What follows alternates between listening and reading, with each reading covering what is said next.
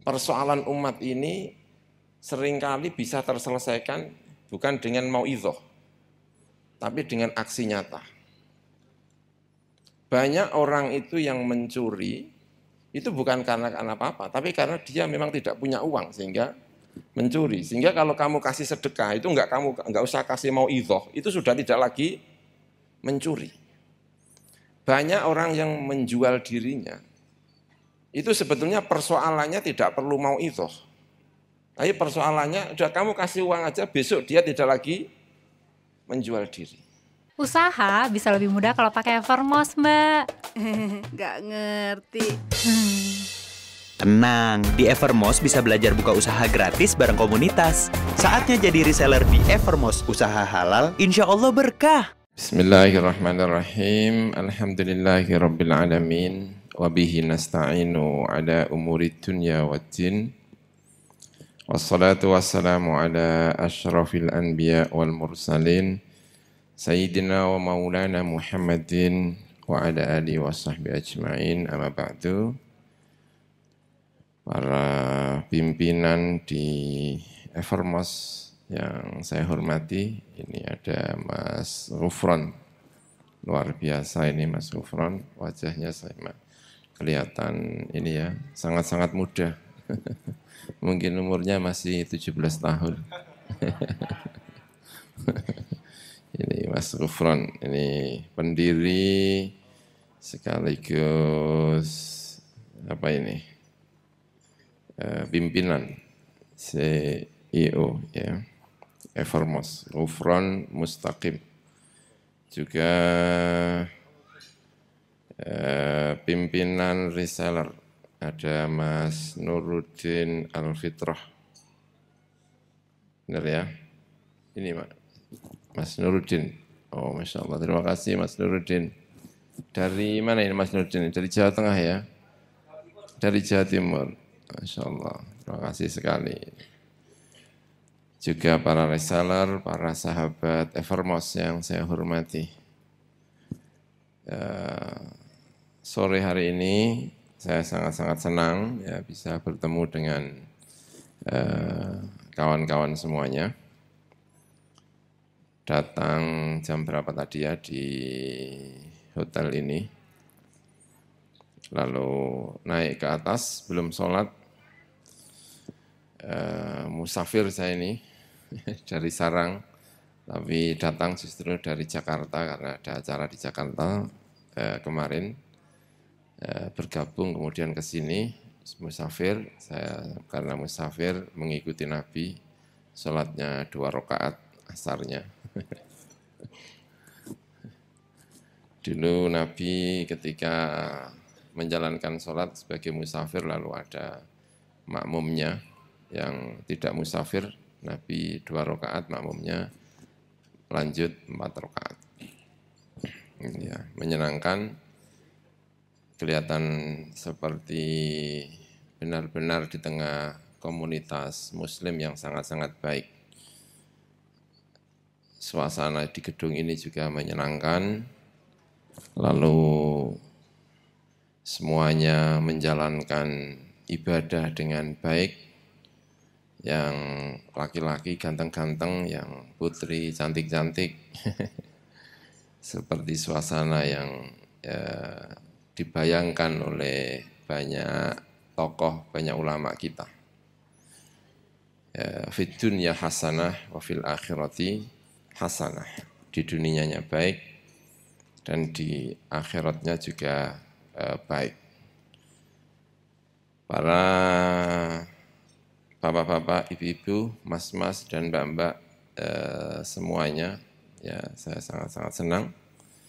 Juga saya ingin menyapa, ini tadi katanya ada Pak Gubernur ya, benar ya, Pak Ganjar Pranowo.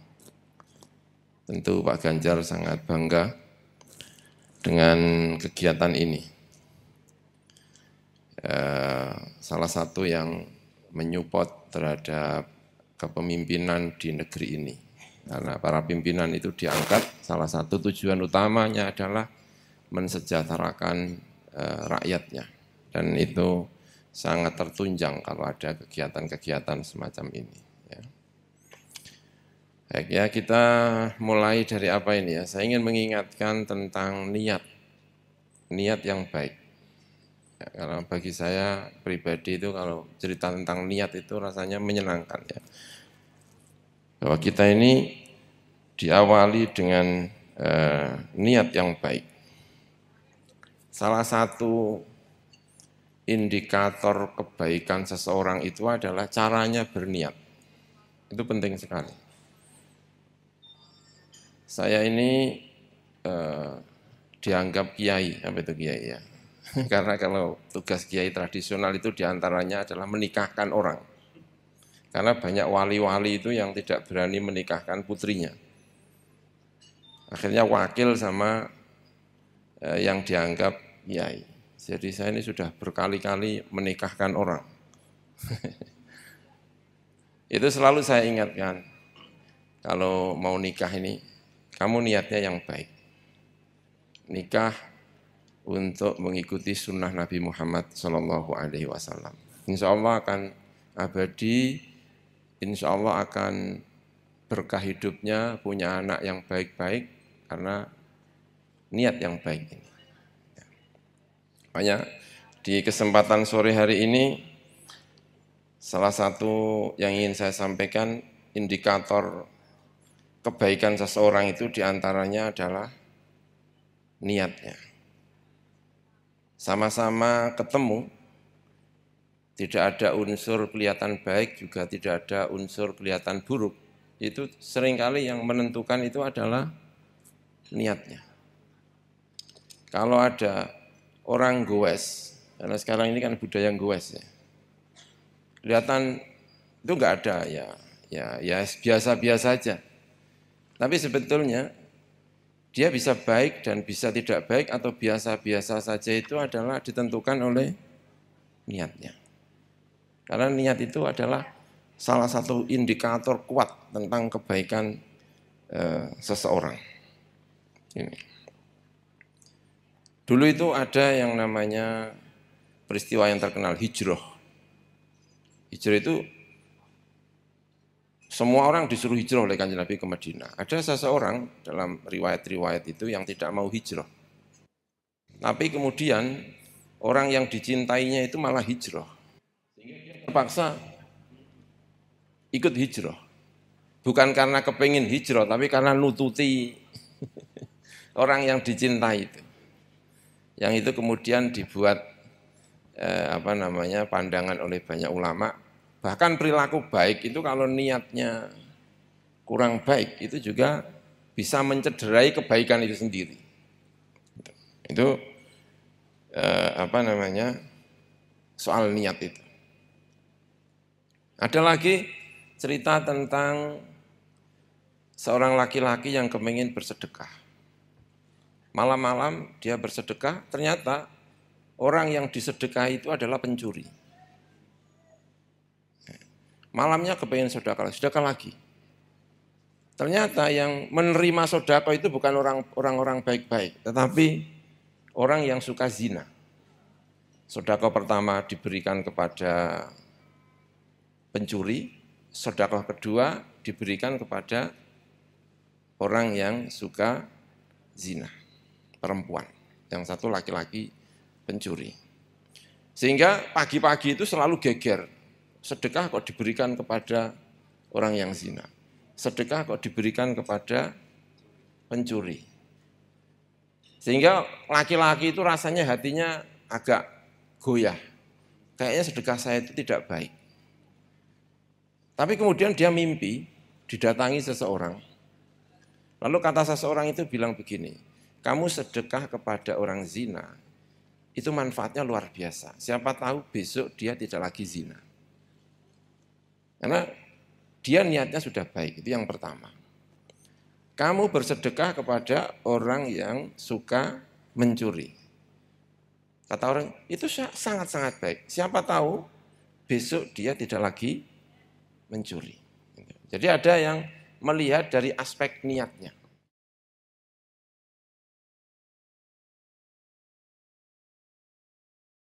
Tetapi sejumlah ulama itu tidak melihat aspek niatnya, tapi lebih melihat kepada bahwa persoalan umat ini seringkali bisa terselesaikan bukan dengan mauidhah, tapi dengan aksi nyata.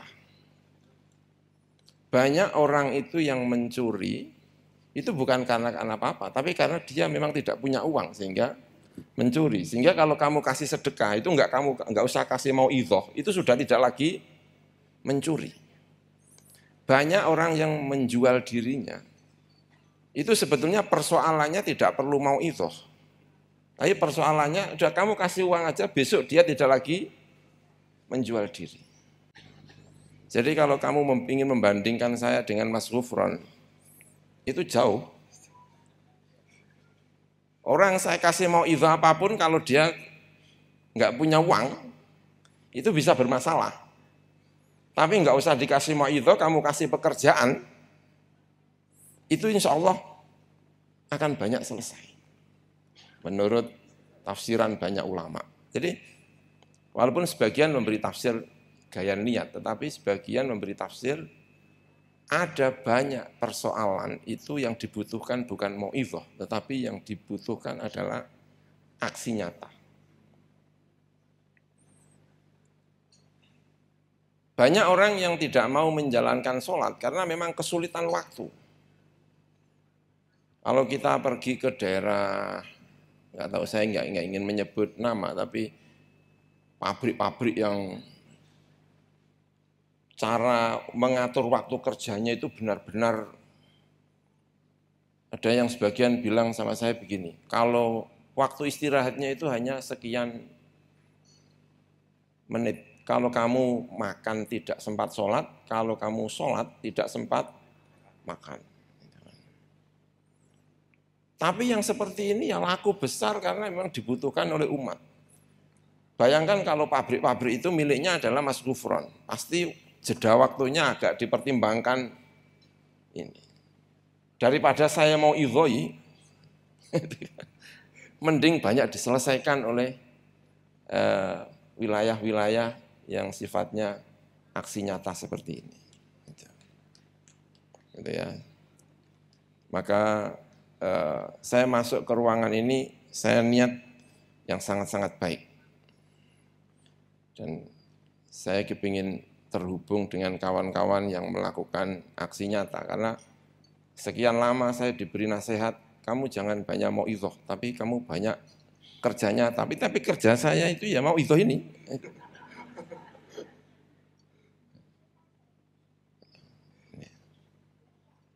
Makanya ini ya, cerita tentang Rasulullah Shallallahu Alaihi Wasallam melalui wilayah-wilayah kerja nyata seperti ini itu luar biasa. Jadi yang pertama tadi ingin saya sampaikan ya, saya kembali, niat yang baik.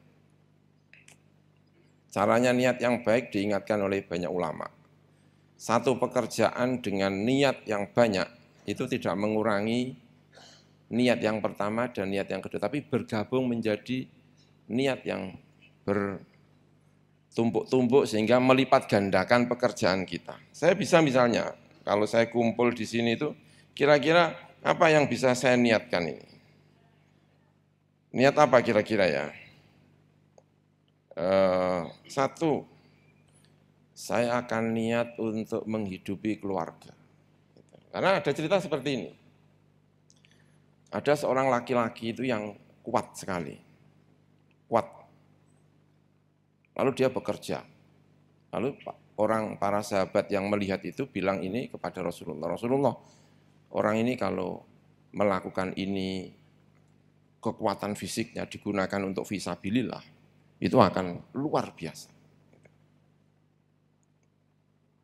Jadi ada orang laki-laki yang fisiknya kuat, lalu digunakan untuk bekerja, itu komentar banyak para sahabat mengatakan kalau fisiknya ini digunakan untuk perang itu akan berdampak luar biasa. Tapi jawaban Rasulullah itu tidak terduga-duga. Ini ya. Jawaban Rasulullah itu kalau tidak salah ya, itu kalau dia keluar rumah mencari rizki untuk menghidupi anaknya, dia fisabilillah. Nah, kata Rasulullah. Kalau dia keluar rumah untuk menghidupi kedua orang tuanya, dia juga fisabilillah. Yang ketiga, kalau dia keluar untuk menghidupi dirinya sendiri, itu juga fisabilillah. Nah, apa yang kita lakukan pada siang atau pada hari ini dari pagi mungkin sampai sore, salah satu cara niatnya adalah ini saya sedang menjalankan sesuatu yang disebut oleh Rasulullah fisabilillah. Ada sebuah riwayat yang sampai sekarang itu walaupun tidak riwayatnya itu sanadnya tidak kuat, tetapi saya selalu ingat itu. Riwayatnya itu begini. Rasulullah itu salaman kepada seorang laki-laki yang tangannya itu kasar. Lalu kata Kanjeng Nabi, ini tangan yang tidak akan tersentuh oleh api neraka. Karena tangan ini kasar karena digunakan untuk menghidupi keluarganya. Saya itu kalau naik Gojek, kalau naik ojek itu, sejak saya membaca hadis ini, saya tidak pernah bisa untuk tidak berhormat kepada Gojek itu, atau yang semisalnya itu. Karena saya pernah baca ini. Saya kalau di rumah ngaji sama orang tua-tua, sama petani-petani, itu kalau salaman banyak yang tangannya kasar. Itu selalu saya sampaikan, ini dalam sebuah riwayat, ini tangan yang tidak pernah tersentuh oleh api neraka. Dan sekali lagi, kebaikan seseorang itu seringkali ditentukan oleh niatnya. Nah, cara niatnya itu adalah ini. Dan itu terus-menerus untuk disampaikan. Setiap kali lupa ya, diingatkan kembali. Apa itu? Niat. Karena itu yang seringkali menjadikan kita itu kalau sedang malas, itu menjadi semangat kembali itu. Pekerjaan saya itu adalah ngaji. Itu kalau udah capek, itu malas gitu ya. Tapi kalau ingat kembali niatnya itu, ya ajalah, bikin senyum-senyum aja lah gitu. Walaupun sebetulnya nggak pengen senyum, tapi pokoknya bikin senyum-senyum. Biar kelihatan semangatnya niat ini, Masya Allah, itu sesuatu yang luar biasa. Ini soal niat itu tadi. Jadi niat itu begitu pentingnya dan itu mengubah banyak hal. Ada lagi cerita tentang soal niat ini ya. Abu Bakar dengan Umar. Abu Bakar itu ditanya, kamu kalau sholat witir itu kapan? Tahu sholat witir ya? Habis Isya kita menjalankan sholat sunat-sunat, terakhir sholat ganjil namanya witir. Itu soal niat. Itu kata Abu Bakar, saya kalau witir itu sebelum tidur saya sudah witir. Umar ditanya, kalau kamu Umar, witirnya seperti apa? Kalau saya sih witirnya nanti, setelah bangun tidur saya baru witir. Jadi kalau Abu Bakar itu witirnya itu sebelum tidur, kalau Umar itu witirnya setelah tidur, bangun tidur sebelum subuh. Kata Abu Bakarnya, ya saya mending witir dulu, kok pede banget. Iya kalau saya tidur terus mati. Enggak jadi witir. Tapi kalau Umar, enggak sehat kok. Dan saya ini memang insya Allah bisa lah kalau bangun jam 3:30 itu. Jadi dengan pedenya, ini tidur selesai. Nah yang dinilai dari Umar dan Abu Bakar oleh Rasulullah, yang dinilai itu bukan pekerjaannya, tapi niatnya. Umar, kamu niatnya baik, pekerjaanmu baik. Abu Bakar, kamu niatnya baik, maka pekerjaan kamu ini juga baik.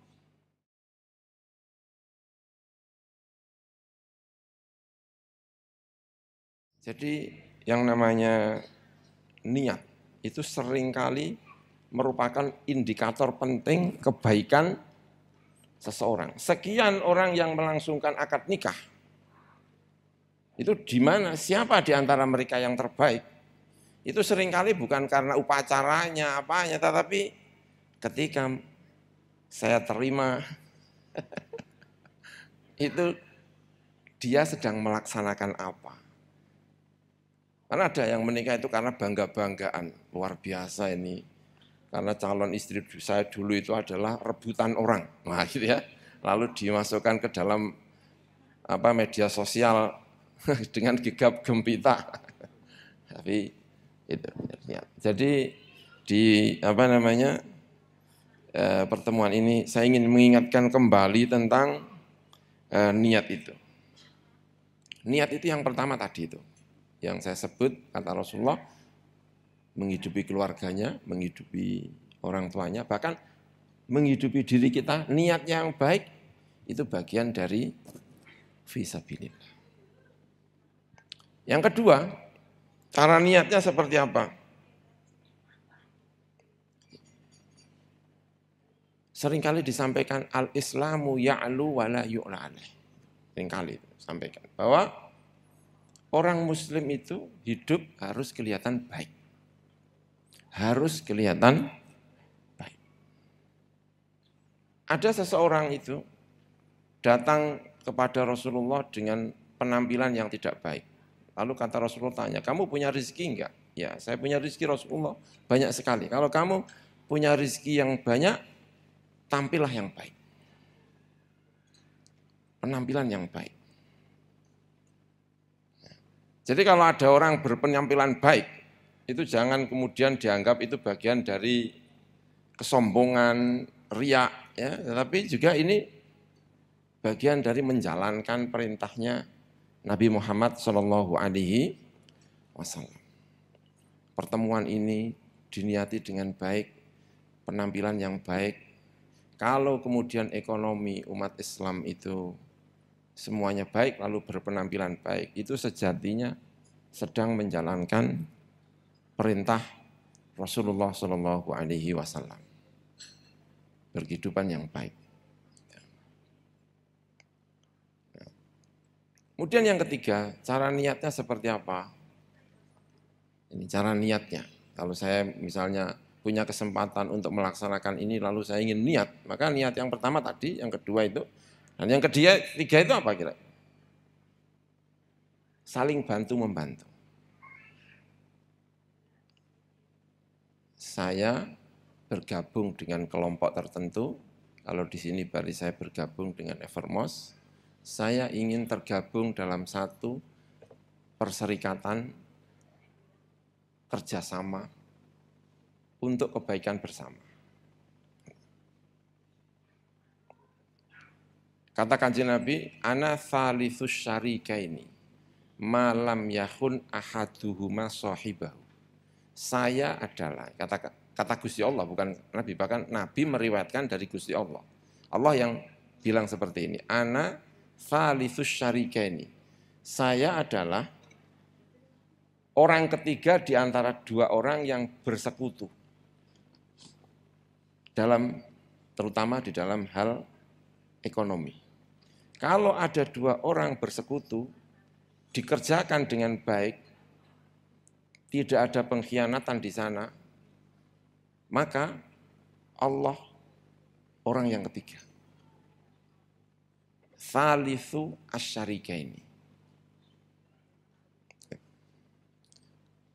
Kalau sudah mulai terjadi sesuatu yang tidak baik, menyakiti dan sebagainya, saya akan keluar dari perserikatan ini. Kenapa ini penting? Karena saya juga punya syirkah, saya punya toko itu ya syirkahan. Pengalaman saya syirkahan itu tidak imbang. Selalu yang namanya syirkahan itu selalu tidak imbang. Mesti ada yang, kalau bahasa Jawanya itu gandul-gandul sidik. Hanya syirkahan itu biasanya ada yang gandul-gandul sidik. Tidak mungkin saya punya toko dengan kawan saya, itu kerjanya 50%, 50%. Saya mungkin 60%, dia 40%. Dan syirkah itu diantaranya maknanya itu adalah pasti ada unsur saling bantu-membantu. Yang membantu, alhamdulillah bisa membantu, yang dibantu, alhamdulillah dapat bantuan.